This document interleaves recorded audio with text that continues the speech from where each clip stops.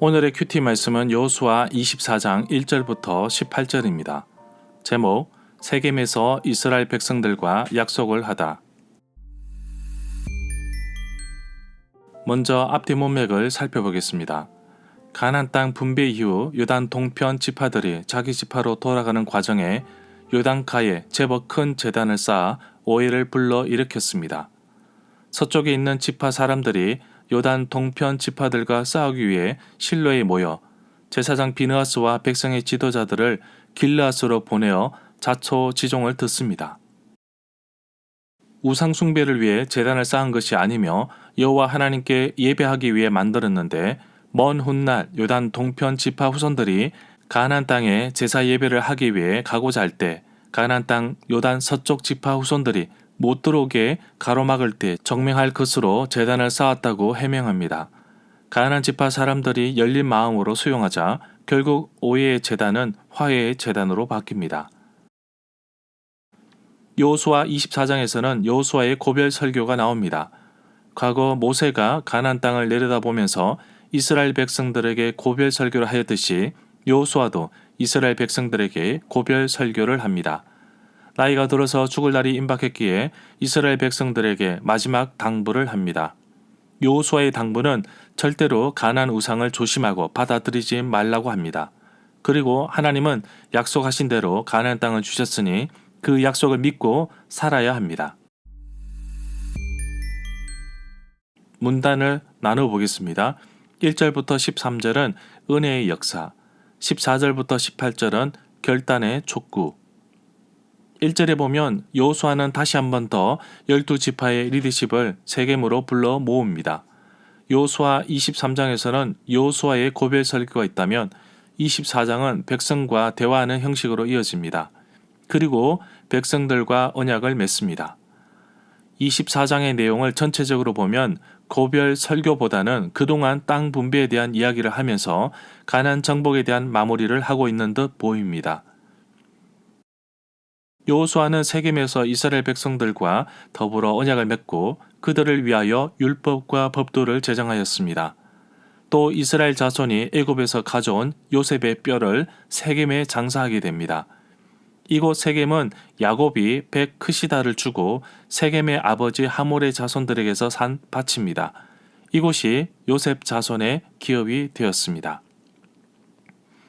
2절부터 4절에 보면 이스라엘 조상 아브라함에 대한 이야기로부터 이삭과 야곱에까지 스토리를 이어갑니다. 5절에 보면 여호와께서 모세와 아론을 보내어 이스라엘 백성들을 출애굽하는 이야기를 말하고 있습니다. 6절에 보면 출애굽 후에 여호와께서 이스라엘의 조상들이 홍해에 다다랐을 때에 전차와 말을 탄 애굽 사람들이 홍해까지 너희 조상을 추격해 쫓아왔던 사건을 회상하고 있습니다. 7절에 보면 홍해 앞에서 살려달라고 부르짖음과 여호와께서 애굽 군대를 어떻게 멸하셨는지를 말하고 있습니다.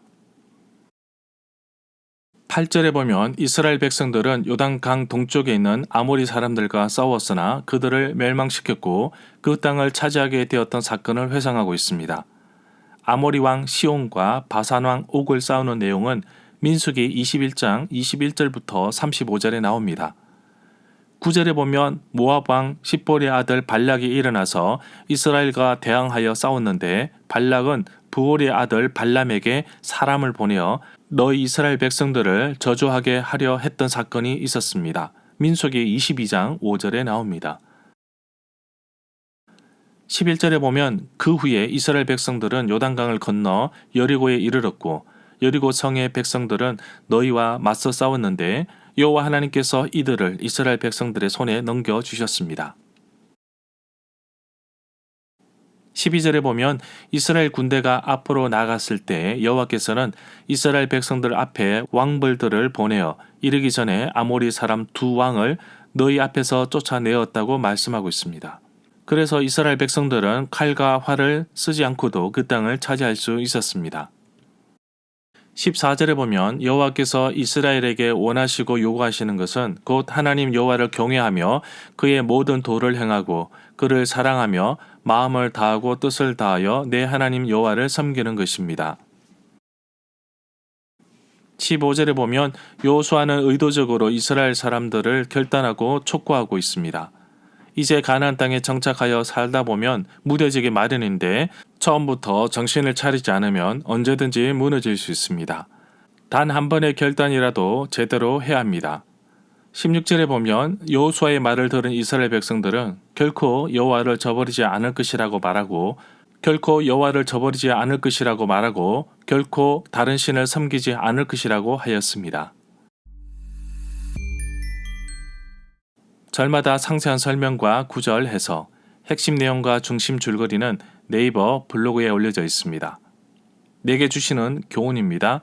유대인들은 아브라함을 최고의 사람으로 생각하지만 그 사람도 우상을 섬기던 가문에 있었고 하나님의 일방적인 선택으로 하나님의 백성의 시조가 된 것입니다.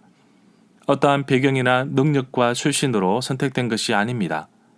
하나님의 자녀가 되는 것도 구원을 받는 것도 우리의 어떠한 노력도 없다는 것을 압니다.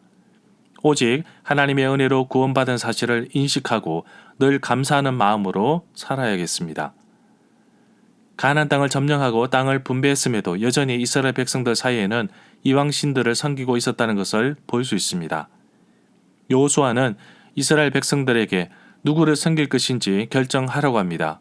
그리고 여호수아는 백성들에게 자기와 자기 가족은 여호와만 섬기겠다고 말합니다. 어쩌면 이 질문은 오늘날 그리스도인들에게도 묻는 것 같습니다. 누구를 섬기겠습니까?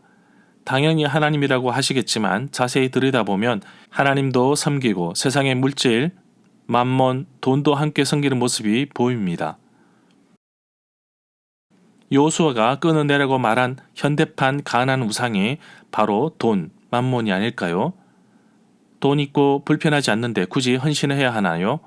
이러한 현대판 우상들은 우리의 신앙 깊숙이 들어와서 계속해서 우리의 가치관을 흔들 것입니다. 오직 하나님만 바라보고 신앙의 삶을 살 때 하나님은 우리의 필요를 채워주십니다.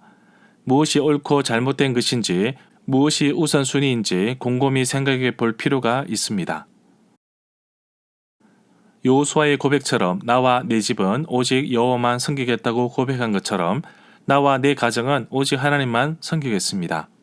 이스라엘 백성들이 가나안 땅으로 오기까지 돌보시고 이끄셨던 하나님께서 나와 나의 가정을 이끌어 주옵소서. 하나님만 섬기고 하나님만 신뢰하며 살아가는 하루가 되기를 간절히 소망합니다.